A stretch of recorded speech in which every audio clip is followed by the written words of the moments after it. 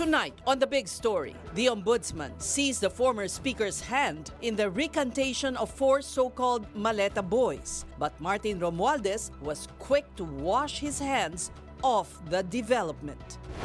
While both in the middle of what could be a legal battle, mother and son lawmakers Loren Legarda and Leandro Leviste fly off to Europe.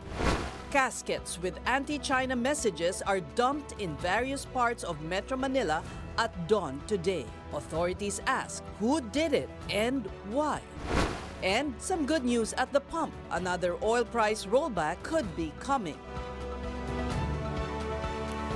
Good evening, I'm Ces Orenia Drilon. We begin with 4 former bodyguards who linked former House Speaker Martin Romualdez withdrawing their testimonies on the flood control scandal. The Ombudsman, who is finalizing the case against Romualdez, is not taking this lightly, to the extent that Boying Remulla is accusing the congressman as the one behind it all. Mobile journalist Arles de los Santos has tonight's big story. For Ombudsman Boying Remulla, there is only one person who will benefit from the withdrawal of testimonies by some of the 18 men who identified themselves as former bagmen of Zaldico, and that is former House Speaker Martin Romualdez. According to Remulla, it is clear that there are people persuading these potential witnesses to reverse their statements. Testimonies which at this point remain crucial to the case to be filed against Romualdez. 4 of the 18 alleged bagmen have withdrawn their testimonies, of whom 3 have executed new affidavits. To recall, the 18 revealed in February this year that they delivered suitcases of money from Cotto Romualdez. The Ombudsman took individual affidavits from the group, and 8 of these were used for the case build-up against the late congressman. The affidavits are there for us to use, and we will use them. And if they want to recant it, so be it.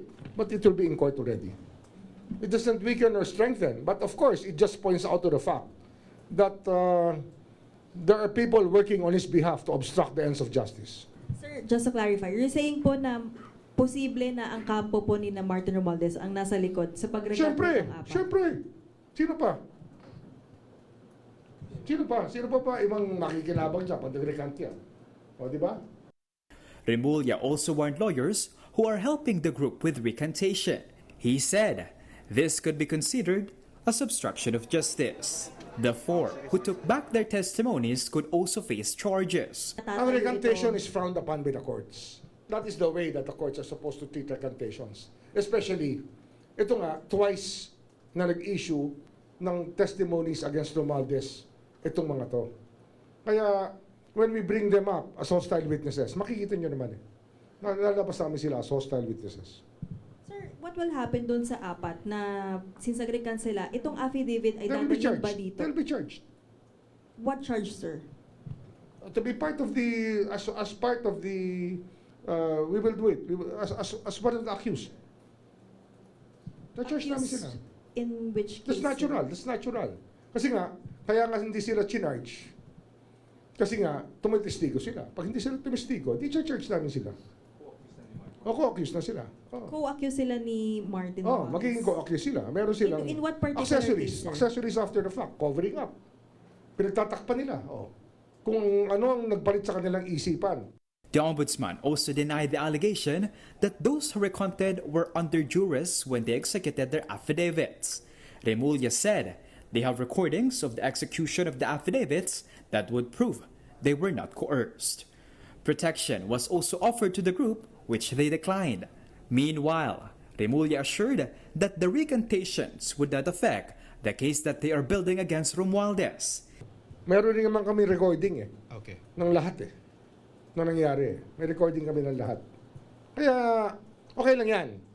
Kasi nga, some lawyers think that it's still the same old days, that they can frustrate the ends of justice that way. We will not take it sitting down. Lalabanan namin sila hanggang dulo. We will identify them and make sure that they get dropped from the role of attorneys.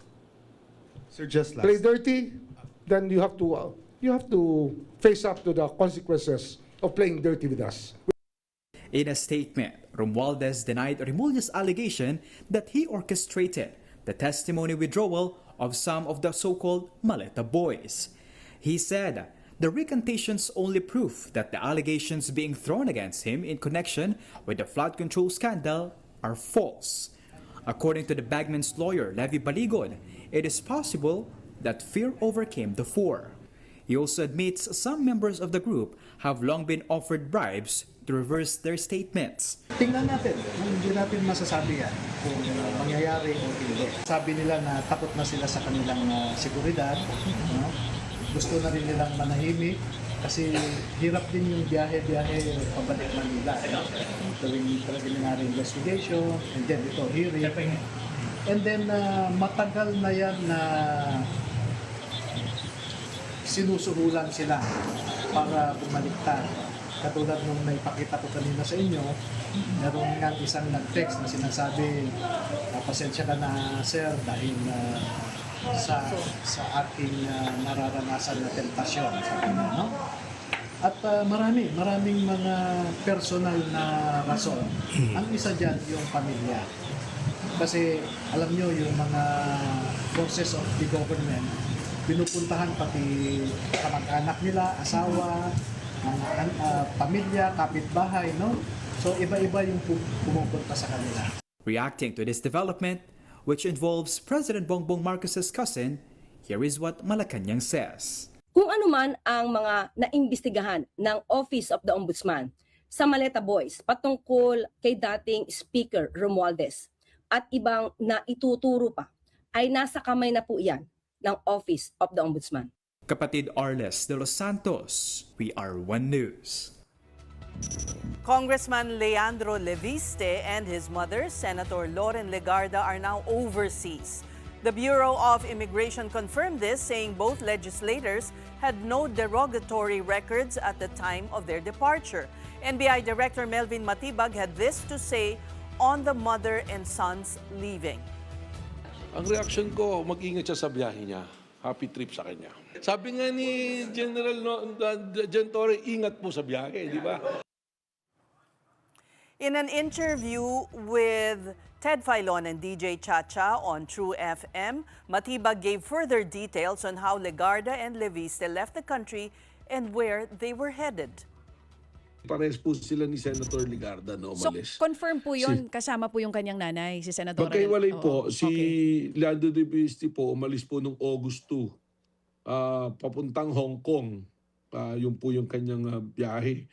Si Senator naman po umalis noong August 2 rin, magkaiba po na flight via Hong Kong, pero ang final destination is France. So yun po yung details na nandiyan dyan, ano po. Leviste was a no-show yesterday at the NBI after being subpoenaed. This is in connection with the investigation into the alleged honey trap plot against Executive Secretary Ralph Recto. Former Congressman Jing Paras also did not turn up. According to Matibag, Paras and Leviste are requesting copies of the evidence against them so they can respond properly. Matibag denied that request. The NBI has again summoned Leviste and Paras on August 11. Ang problema po nito, fact-finding po ito eh. Hindi pa naman po sila considered na may kaso, kakasuhan. Gusto namin magbigay linaw po sila doon po sa mga lumabas nga po na issue na ito. Kumbaga gusto rin namin po silang tulungan kung talagang hindi sila involved. Dapat po siguro papanagutin natin itong mga tao na naglalamay po sa kanilang pangalan. Meanwhile, Leviste's counsel Ferdinand Topacio questioned why Matibag is making a big deal out of his client's trip. Topacio said there's no court case nor whole departure order issued to restrict the movement of his client and his mother. Aside from the alleged plot to frame Executive Secretary Ralph Recto, Leviste and Legarda are being investigated by the Ombudsman for possible plunder and graft related to the congressman's solar energy projects. Ombudsman Boying Remulla believes the mother and son will return to the Philippines. Yung ba tatakasan talaga nila? I don't think tatakas sila. Babalik yan. Baka gusto nilang umuwi na nakaposas pag hindi sila bumalik, di ba? Oo. Senator Legarda has issued a statement on her sudden absence. Legarda says she filed for medical leave with the Senate covering August 3 to 5. She likewise asked the public not to draw unwarranted conclusions from her travel or link it to the recent false and baseless allegations against her. In other news, the Education Department's Davao City Division has apologized for the heckling of President Bongbong Marcos last July 28. Marcos was in the city to inspect government projects and structures damaged by the magnitude 7.8 quake on June 8. In a statement, Palace Press Officer Claire Castro said the youth cannot learn proper conduct if the leaders they look up to are crude, profane, and wish harm on others. Castro called the incident a reflection of what young people learn from their surroundings. In response, the DepEd Schools Division in Davao City said they have identified the 4 learners behind the heckling. Their parents and guardians have been summoned and interventions have been done. The division assured such conduct is not tolerated in Davao City Public Schools. And it's Friday again, you guessed it. Our resident political pundit is back to give his insights on the week that was in Philippine politics. And now we welcome back to the big story, our Friday, the Dalai Lama, Ronald Llamas, who just walked in the studio. Why don't we pull up your chair a bit? O okay ka lang dyan? Parang ang tangkad ko dito eh. Talaga yung Dalai Lamas mo, no? Oo nga. O, eto. Madaming bad news, as your favorite lawyer said in a now-deleted post, Attorney Jimmy Bondoc. Unang-una, yung recantation nitong mga Maleta boys. If the case of the ombudsman is hinged on the Maleta boys' testimony, ano sa tingin mo, di ba? Mabuti na nga nag-recant sila, pero galit na galit ang ombudsman. Yes, dahil mukhang may usapan na sila eh. Yung 8. Di ba? Yung 8 dun sa 18. Right. So, tapos ngayon, nag-recant naman yung 4 sa 8. Talaga magagalit yung ombudsman.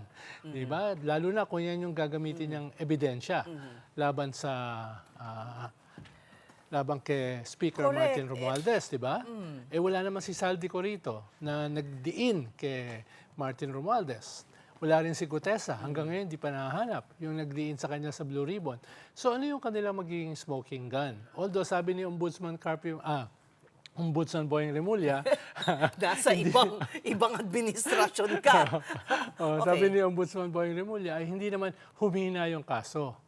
Pero siyempre, salita na niya yun. Pero kung nga, yung kaso niya ay nag-centered lamang dito sa 8, nag-recant na yung 4, mahina. Because for one, paiba-iba sila ng mga sinasabi. Yes. I agree. Yeah, no? there should be more. Dahil from the very start, yung 18 na may dagdag bawas dun sa hindi kanilang sila mga credible, maleta, diba? no, ay medyo tainted na yung kanilang testimony. Yes. At ang dami na nagsampa ng kaso ng libel. Ng libel, cyber libel against them. So, hindi ko alam kung paano yan gagamitin as a smoking gun. No? Maliban na lang kung si Bonoan, na ngayon ay hindi pa malinaw kung state witness or hindi, ay merong smoking gun na ipapakita. Dahil siya yung head ng DPWH. So otherwise, the case will collapse?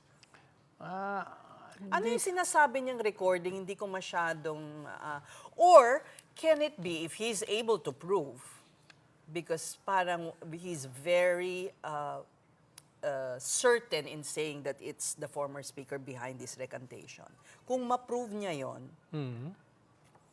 well, what other motivation does the former speaker have in making them recant, right? Yeah. If not that he's guilty. Kung yan ma-prove niya, because he spoke really firmly, pwede. Pero ibang kaso yan. Hindi yung plunder. Baka falsification. Hindi. Or influencing the... anong klaseng kaso? Obstruction of justice. Ang obstruction, hindi naman, wala naman yun. Available naman yun. So, tila ang daming dagok ng Office of the Ombudsman. Unang, the first that happened was the grant of bail in the case Yeah. of Revilla, Senator Revilla. na inamin niya na tinrabaho. Yun na nga. Oo, alam naman natin kung anong ibig sabihin ng Oo, yun na trinabaho, nga. di ba? Eh kung trinabaho, wala pa kayong power para pigilan yan or at least baguhin man lang, di ba? Yeah. Or magpapatuloy ang ganyang klaseng Kung ang mismong ombudsman ang nagsasabi na nun. malaki talaga yung problema ng ating judicial institutions, di ba? Ang laki na nga ng problema ng Senate noon, laki na ng problema ng executive tsaka ng Congress. Madadamay pa ngayon itong Ang judiciary. judiciary, no? No less than the ombudsman ang sinabi, tinrabaho ito. Yun na nga eh. No? Tapos ngayon lumabas pa ng bansa yung kakasuhan din nila ng plunder. Si Exact. Loren at saka Oo. yung kanyang anak na kongresista. Nagulat lang ako ron dahil usually, ikaw ay high government official, pag lalabas ka ng bansa, hihingian ka ng Bureau of Immigration ng permiso. Sabi ni Win Gatchalian, wala naman siyang binigay na permiso. Usually, hindi ka makakalabas Ganun ng bansa. Lahat kami. Kinakailangan namin, kung sino yung head namin, hihingi kami ng permiso at letter.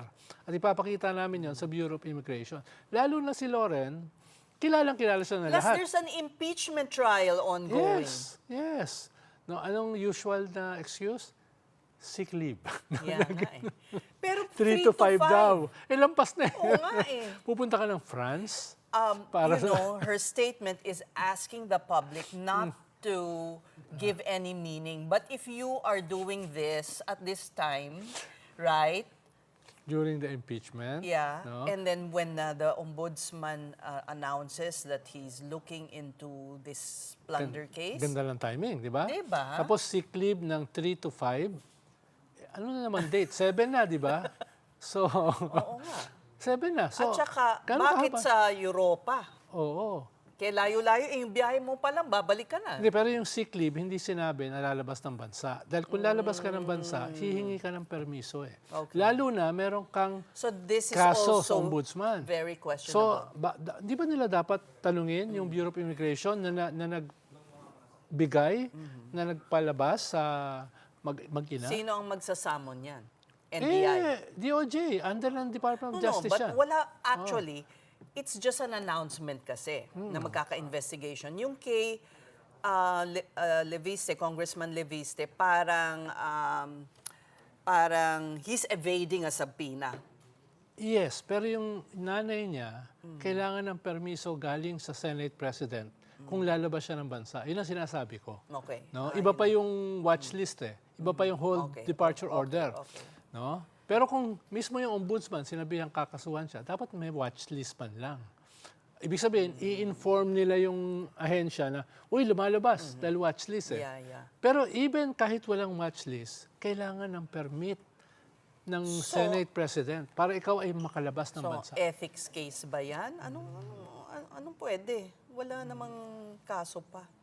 Ang hirap ang sampa ng ethics case sa Senate Hindi yan nagpa-prosper dahil Right. nga collegial body. No? So, and do you expect Senate President Win Gatchalian to, castigate a fellow senator? Well, duda ako kung babalik siya. Yung sabi ni Ombudsman na babalik siya or else igagapo sila pa uwi. Tingin mo ba si Loren, tsaka yung anak niya, na She has a reputation to protect. Na If she hindi nababalik, anong anong ibig sabihin nun? anong pipiliin mo? Reputation o yung makukulong ka kahit isang araw lang? Ba't ka naman makukulong? Plunder yung gusto ikaso sa iyo kung hindi naman siya guilty. Kulong ka pa rin dahil non-bailable yun Hindi. Ibig sabihin, kung But if the case is weak, well, even if the case is weak, if you are confident that you are not guilty, you didn't commit any offense, no, pero Pero ba't ka tatakas? nakita mo, yung isa sa pinaka-powerful sa inyo, si Marcoleta nakulong, si Jinggoy nakulong, di ba? Tapos si Alan Peter mukhang kakasuhan Okay. din. Kakabahan ka na kahit isang araw, isang linggo ka lang makulong, ninervisin yung mga yan, ha? So, Dahil never pa sila, may sense of entitlement no? Makukulong siya, tingin ko hindi niya i-risk yun. Kahit nga si Martin, di ba, sabi ng ombudsman, sumubok umalis. Di ba? Dahil kahit Pero mahina... dinenay naman niya. kahit mahina kasi yung kaso, pagsampa nun sa Sandigan So, Bayan, nagkaroon ng misstep si Boying dito. Siguro sana hindi na lang siya nag-presko. mahilig siya mag-presscon, no? Oo nga Mag-announce, di ba? Oo. But you know, flight is guilt eh. Yes, yun yung Flight problema is ni guilt. Lauren. Flight is guilt. No? Is Lalo she gonna na- sit out? Lalo na kaya hindi siya dadalo, hindi siya babalik immediately during impeachment. Yeah. Her 2-day absence na nga was a bit, 2 days lang ba? Parang buong linggo siyang wala. I'm not sure. from the impeachment trial. Yeah, from the impeachment. Kasi- Yung 3 days 3 na. days ba? 3 days, okay. Ano, nung Wednesday, wala rin siya. No. And then, this case of this honey trap, Hmm. ano ba yun? Parang, why Mukhang- is Congressman Leviste getting into all these shady activities? Isn't he a billionaire? Baka may nagsabi sa kanya na, oy, itong mga mga kaaway mo, pwede nating sirain ang reputasyon yan. No? Dahil may balita kami na may mga weaknesses yung mga yan. Doon ako natatawa. Dahil hindi lang daw si S. Recto yung sinubukang i-honey trap. May iba pa raw. May mga lumalabas mga ibang mga pangalan. Na close to the powerful men in the administration. In the executive. Ano yung mga balitaan niya? May mga lumalabas pang ibang pangalan. Kaya kinalaska ko yung isang kakilala ko. Kasama ka pala sa honey trap. So, lalabas din yan si NBI Director Matibag, magde-name lang ng ibang mga opisyales. Hindi ko alam kung ilalabas nila yung ibang tinrete ng honey trap. Pero seryoso yan, human trafficking yan. At hindi lang yan simpleng human trafficking. So, are you saying mother and son, sa tingin mo this is your fearless, forecast? Will never risk an arrest even for a single day. Even just the idea of being arrested. No. So, they'll be in France, Yeah. where we have no extradition treaty, right? There's wala. That's why Saldico is there. Yeah, pero extradition at saka asylum eh. Pag nag-file ka kasi ng asylum, no, kailangan mong tapusin yung proseso ng pag-accept or pag-reject ng asylum bago ka pwedeng palisin ng bansa. Yun yung doon nag-rely si Saldico eh. Nakapag-apply siya eh. So hinihintay niya yung proseso na medyo matagal. No, dahil ang daming asylum So, seekers. pwede rin bang gawin yun ng mag-ina? Pwede rin lang gawin. Kung hindi ka agad kikilos ang gobyerno. No? Alam naman kasi nila, no? Medyo mabagal But looking at the ombudsman, he looks very, very angry. Angry. Very angry. Dahil nakailan na siya. Oo. Ilang dagok na to, pangatlo na. Di ba? Oo, pangatlo na. Sandigan Bayan, tapos yung 4 na Nag-recant. Marines, no? Tapos itong pag-alis nung gusto niyang kasuhan na in-announce niya, di ba? Last week. So, what's the lesson here? Well, halimbawa, yung lumabas kay Bato, no? Actually, totoo naman yun. Kung huhulihin nila si Bato, total silence siya. No? Dadali na lang yan diretso sa airport, tapos lipad. Para wala nang incitement. So, silence. Yes. Do these things Until quietly. it happens, di ba? Yeah. Don't telegraph your moves. Yon. Exactly. On the other hand, I guess he is leaning on the side of transparency also. This is what I'm doing because the public really wants accountability ngayon, especially dito sa flood control. So, but it has cost. Pero na-test na nga natin eh. Umalis si Saldico, di ba? Nakatakas siya dyan. Tapos Sa kabagalan ng gobyerno. si Atong Ang, hindi mo alam, malamang nakalabas na rin yon, no?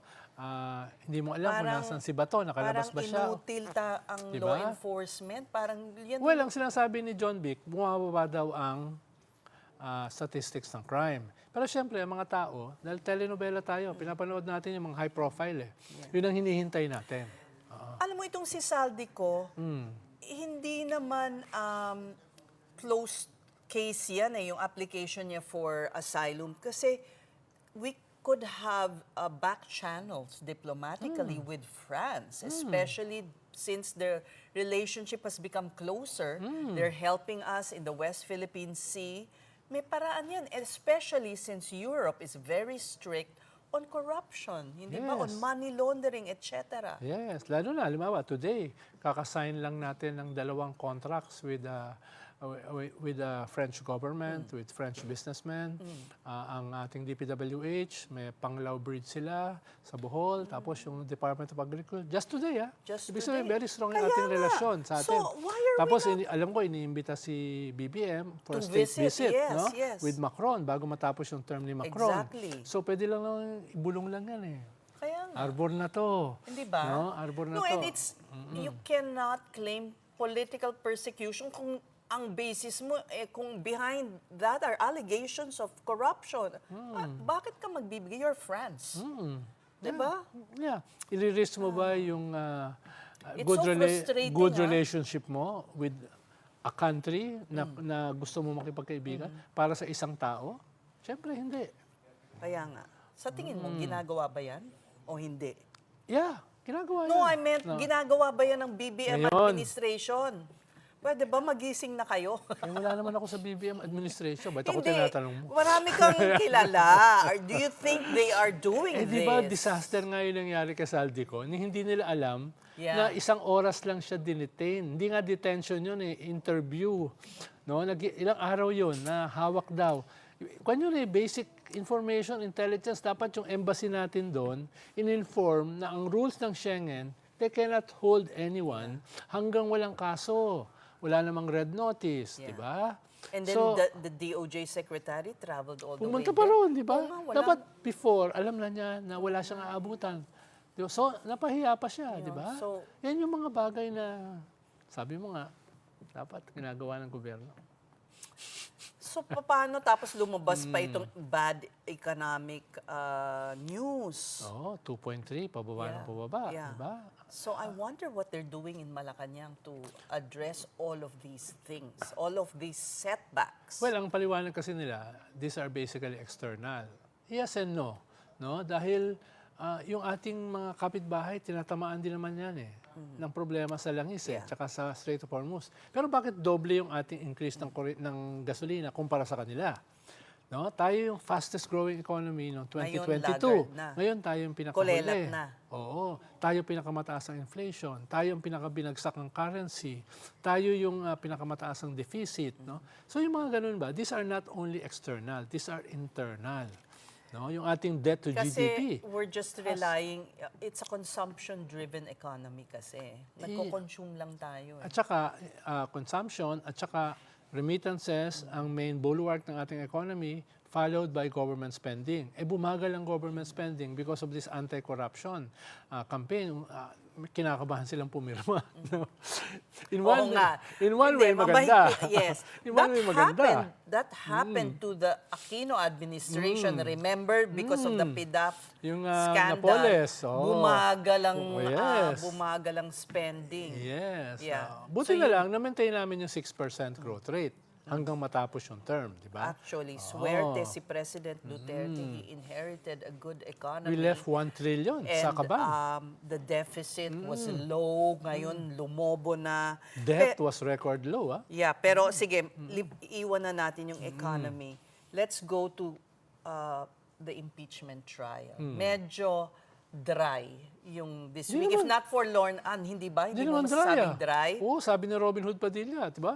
Si Mawil, yung COA, tinanong siya, Mawil, saan ka pinanganak?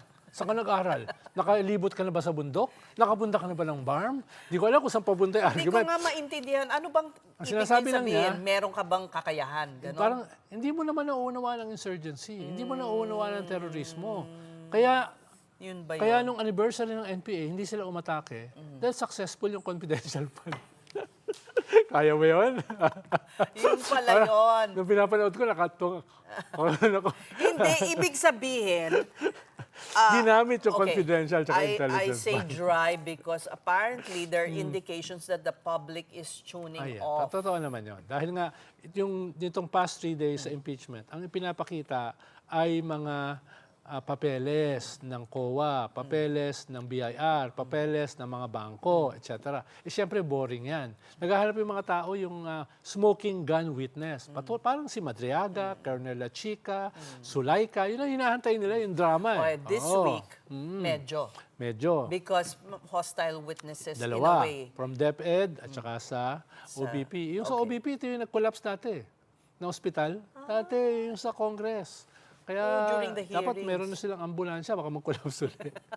Lalo na pag si Lorna ang magka-question sa kanya. Pero there are questions at the way the presiding officer is giving too much leeway to the defense. For instance, yung documents, dapat yan na pagkasunduan na ng pre-trial. Yes. Ayaw nila, di ba? Yes. Tapos, Ayaw nila markahan. umayag na ang counsel of the prosecution panel, Attorney Capuna, na gamitin na yung dokumento ng... Natawa nga ako eh. ng Ayaw nyo, respondent. di yung ebidensya nyo na gamitin One namin. and the same rin naman yun eh. Di ba? Yun ang gamitin namin. Oh, No. why Nanonood not? pa ako ng Odyssey. Sabi niya, di ba? Yun na lang yung nga batayan nagpabuhay. Pero bakit hindi nga naman? Bakit hindi nga naman? So, may mga ganyang pananaw na tinatagalan para mawalan na ng gana ang publiko at para ma-prolong yung... Dito ko unang binanggit yun eh. Oo nga. Yung strategy tama, na yun. Tama. To Ikaw bore nga. us to death, di ba? Which I thought was really a weird... Natawa ko doon. Oo. Pero ngayon, ano sa tingin mo? Is Cheese... Si Cheese kasi, dahil member siya ng majority, dati siyang minority, sinusubukan niya ipakita na balance siya. Sometimes, proving na ikaw ay balanse, minsan napupunta ka dun sa You're sa leaning defense, too diba? much. Para hindi ka magmukhang bias for the majority, no? Dapat medyo circumspect din siya dahil nga may strategy din may strategy din yung defense to bore us to death eh. Dahil malinaw kasi, malaking bahagi nitong korteng na ito, court of public opinion, which will shape the opinion of the judges. Right. Right. So, tamang strategy yon. Not necessarily. Pwede rin sumabog sa mukha nila yan. No? Depende rin sa gagawin ng prosecution. No? Kaya kunyari, ang tawag dyan, war by other means, sabi nga ni Clausewitz. Nasa gera sila eh. So nag-iisip sila ng iba't ibang mga strategy para manalo. At ang kanyang audience, hindi naman isa't isa eh. Ang audience nila, the judges and the public. Yeah. But we cannot afford to let the public lose interest. Yes, pero nakakatuwa. Sige. Pag sinabi ni Alan Peter na siya ay neutral, hindi ka ba natatawa? Pag sinabi niya siya ay neutral, hindi ka ba natuwa kay Aimee nung sinabi niya na wala namang katibayan na ginamit ito for public, for personal use. Anong sabi nung tiga-COA? Pag hindi po kayo nag-liquidate, ang presumption ginamit niyo for personal use. Yes, buti hindi siya natakot. Oo. But pinagsabihan siya ng presiding officer, do not argue with the senator judge. Parang ang dapat sabihan yung senator judge, do not argue with the witness. Right. Dahil ikaw yung ikaw yung judge, ba't ka makikipag-argue? Exactly. So, manifestation lang yung pwede sa'yo eh. Medyo baliktad ata. Kaya tama ka, baka medyo naglilin siya na masyado namang affirmative action for the defense para hindi siya magmukhang bias. Siguro ito na lang panghuli. Sa general public, sa mga kababayan natin, bakit ba ito mahalaga in the final analysis? Dahil sobrang weak na ng ating mga institusyon, pag hindi pa natin na-resolve yung usapin ng accountability, wala nang pupunta rito, wala nang mag-i-invest dito. Tingin mo yung Pax Silica na sinasabi pinagtatalunan ngayon na game changer sa ating ekonomiya, pupunta pa rito yan? Hindi yan pupunta rito. So lalong sasadsad ang ekonomiya. Lahat tayo ay magsasuffer. Everybody is watching, waiting for this impeachment.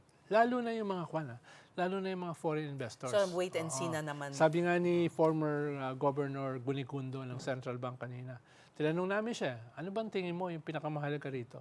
Pinakamahalaga rito yung governance. At yung governance nakadikit dito sa impeachment. Because people are watching. Meron bang mangyayari?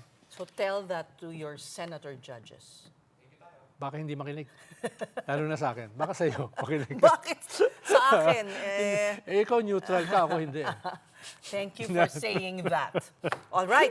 Maraming salamat at as you always say, pinapagalitan ka ni Reg dahil kanina, parang mo sinasabi mong nagmamakaawa kami sa'yo, but we always appreciate your insights kahit walang talent fee. Pag nagte-text kasi ako sa mga staff mo, pinapagalitan ako, ba't ka nagte-text? Di ba?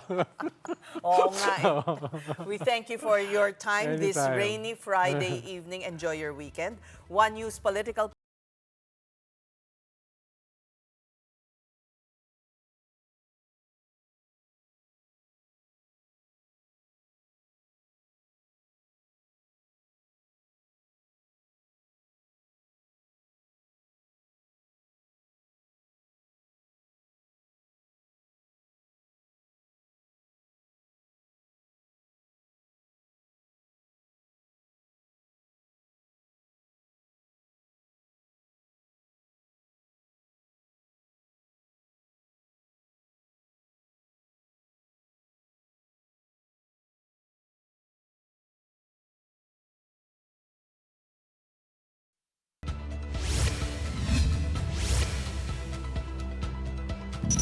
Welcome back to the big story. The Philippine economy grew in the second quarter at its slowest pace since 2009, excluding the pandemic.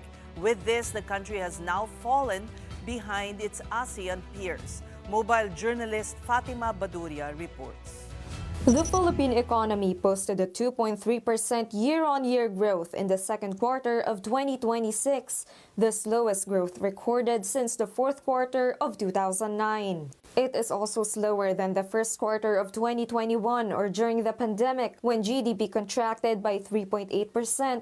Among the top contributors to the second quarter GDP's tempered momentum, the growth of wholesale and retail trade at 4.6%, education at 12.7%, and manufacturing at 2.6%.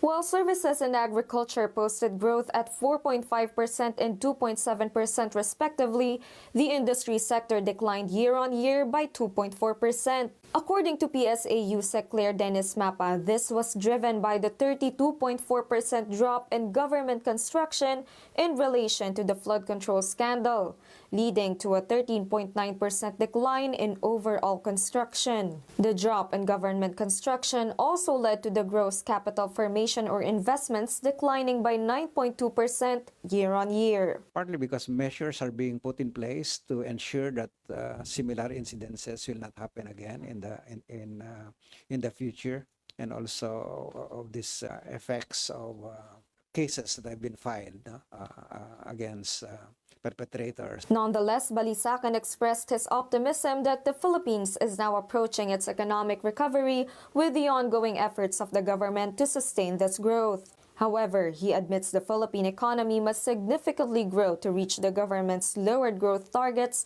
of 3.5% to 4.5% for 2026. The economy must grow by at least 4.4% in the second semester. This will be demanding, but the target remains within reach if you act with urgency, discipline, and close coordination across government. While recovery needs to be sustained, he notes that risks remain with continued uncertainties in the Middle East and the prospect of El Niño and possible typhoons. Meanwhile, household spending also slowed with a year-on-year increase of 2.8% from 5.2% in the same period last year. The GDP for the second quarter of 2026 marks the fourth straight quarter of deceleration since the beginning of President Bongbong Marcos' term in 2022, when economy grew by 7.6% year-on-year. Among ASEAN countries, the Philippine economy posted the slowest growth, lagging behind Vietnam, Malaysia, Singapore, Indonesia, and Thailand. Kapatid Fatima Baduria, we are One News. And now on to the weather. The low-pressure area that had been Maymay finally dissipated this afternoon. But rains continue in Luzon for the most part of Friday due to the southwest monsoon or habagat. In Benguet, strawberry and vegetable farmers struggled as creeks swelled. Visibility was also very poor as thick fog accompanied the downpour. Public Works Department personnel were on hand to clear roads as drainages could no longer hold in water. Then there were also landslides. According to the NDRRMC, 4 have died due to the combined effects of Luis, Maymay, and the Habagat. More than 1,500 individuals remain in evacuation centers. And it will still be a rainy weekend for most parts of Luzon as the southwest monsoon or Habagat continues to trigger showers. Until tomorrow noon, heavy rainfall is expected over Zambales, Bataan, and Occidental Mindoro. Parts of northern and central Luzon, Metro Manila, and western Visayas may also see moderate to heavy rains. Meanwhile, from tomorrow noon through Sunday, heavy rains are possible over Ilocos Sur, La Union, Abra, Benguet, Zambales, Bataan, and Occidental Mindoro. Moderate to heavy rains may also affect several areas in northern and central Luzon, including Metro Manila. Then on Monday, parts of northern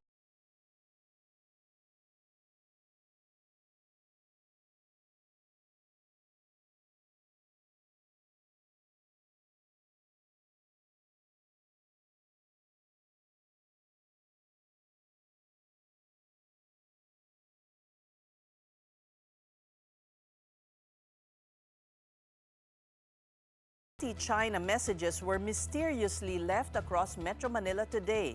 This comes as another survey reveals deep distrust among Filipinos when it comes to the superpower. Mobile journalist Daniel Dayaw reports.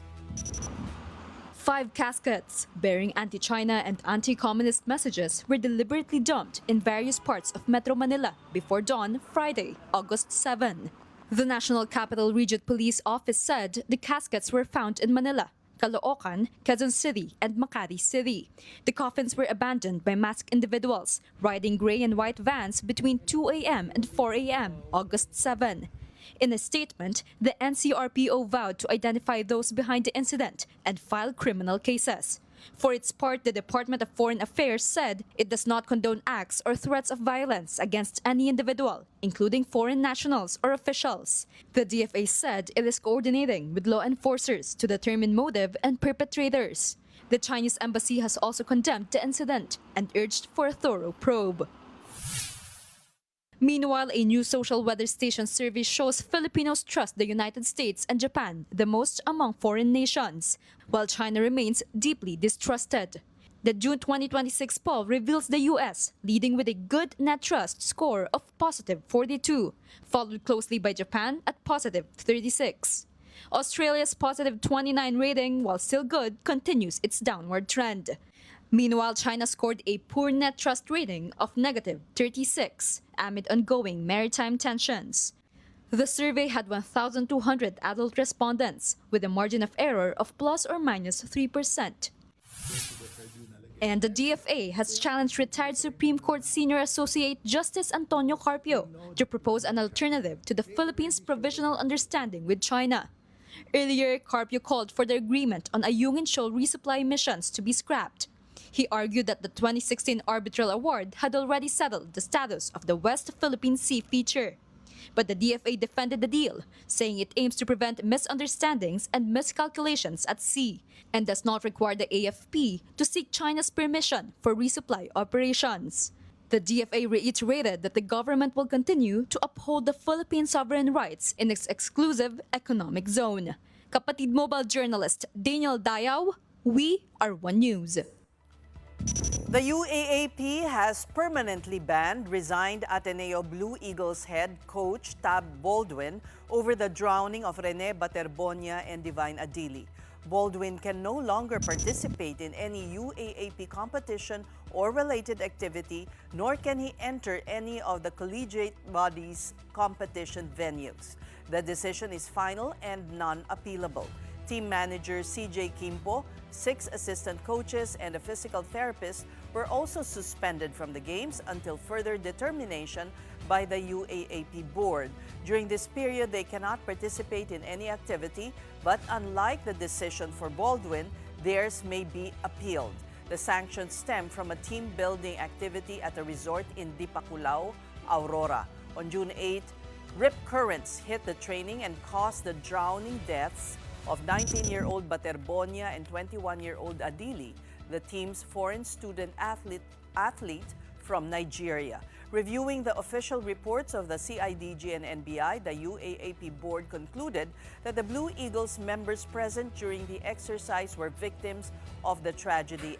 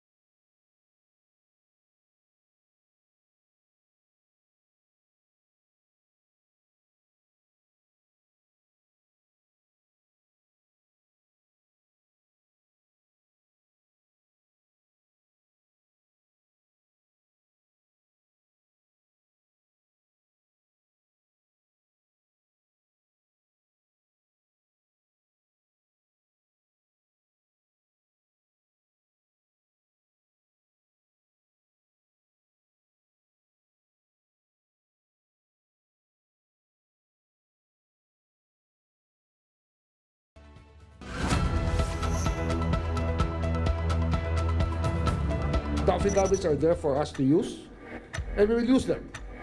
And if they want to recant it, so be it. But it will be in court already.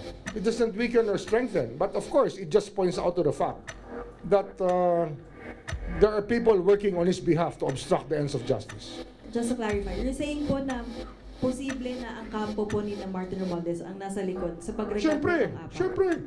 Sino pa? Sino pa ibang makikinabang dyan pag recant yan? O, di ba? Ang recantation is frowned upon by the courts. That is the way that the courts are supposed to treat recantations. Especially, ito nga, twice na nag-issue ng testimonies against Romualdez itong mga to. Kaya, when we bring them up as hostile witnesses, makikita nyo naman, lalabas namin sila as hostile witnesses. What will happen doon sa apat na since nag-recant sila, itong affidavit ay dadalhin ba dito? They'll be charged. What charge, sir? To be part of the, as part of the, we will do it, as one of the accused. Na-charge namin sila. In which case? That's natural. Kasi nga, kaya nga hindi sila chinarge. Kasi nga, tumitistigo sila. Pag hindi sila tumitistigo, di charge namin sila. O co-accuse na sila. Co-accuse sila ni Martin Oh, Romualdez. magiging co-accuse sila. Meron silang In what particular accessories. case, sir? Accessories after the fact. Covering up. Pinagtatakpan nila. Oh. Kung ano ang nagpalit sa kanilang isipan. Meron rin naman kami recording ng lahat na nangyari. May recording kami ng lahat. Kaya, okay lang yan. Kasi nga, some lawyers think that it's still the same old days. That they can frustrate the ends of justice that way. We will not take it sitting down. Lalabanan namin sila hanggang dulo. We will identify them and make sure that they get dropped from the role of attorneys. Sir, just Play last. dirty, then you have to face up to the consequences of playing dirty with us. You're still watching The Big Story. The Justice Department is yet to give an official statement on the extradition request of the United States for Kingdom of Jesus Christ founder Apollo Kibuloy. The Foreign Affairs Department has confirmed it has transmitted the request to the DOJ. Kibuloy is facing a string of charges in America, which include conspiracy to engage in sex trafficking by force, fraud and coercion, sex trafficking of children, and bulk cash smuggling. At this point, international law expert Rene Sarmiento said the Justice Department should determine if the request is sufficient in form and substance, after which it can file a petition with the regional trial court. The RTC then conducts a summary hearing to determine if Kibuloy is extraditable or not. For an offense or crime to be extraditable, it has to be punishable, defined and punished as a crime in both the two states, yung requesting state and yung requested states. Article 11 of the treaty gives the Philippines, which in this case is the requested state, the parang dalawang options po. Number one, considering na may pending cases siya dito sa Pilipinas, then we can postpone the surrender. Now, yung other option is temporary surrender to the U.S. courts, particularly sa mga California courts, para to face trial. Meantime, in a post on Facebook, Nicolas Torre III reflected on how he led the arrest of Kibuloy back in 2024. He said the rule of law must always prevail regardless of influence, power, or popularity. Torre, now MMDA General Manager, was director of PNP Region 11 when Kibuloy was captured at the KOJC compound in Davao City. For Senator Risa Ontiveros, it's about time Kibuloy faces his charges.